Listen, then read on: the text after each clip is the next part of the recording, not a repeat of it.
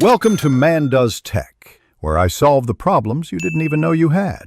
You begin by verifying your Windows build and making a safety backup.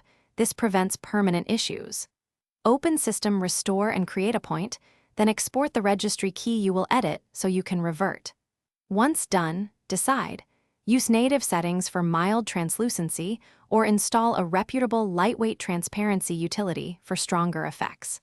Make sure to run tools as administrator. This gives them the permissions required to modify, start menu rendering, while keeping your system secure.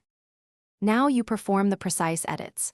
Launch Regedit as administrator and navigate to the shell or personalization keys.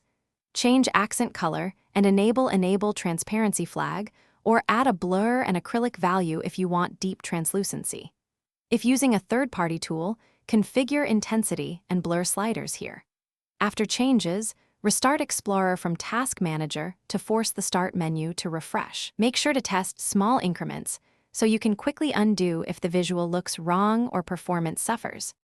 Finish by confirming the Start menu now shows the transparency level you want. Tweak opacity or blur to balance aesthetics and performance.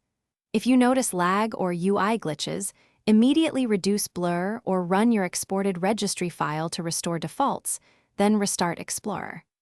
As a key troubleshooting tip, update your GPU drivers and check for driver conflicts, because many rendering artifacts stem from outdated or incompatible GPU software. Keep the restore point for quick reversal and you're done. Thanks for watching. If you found this helpful, don't forget to like and subscribe.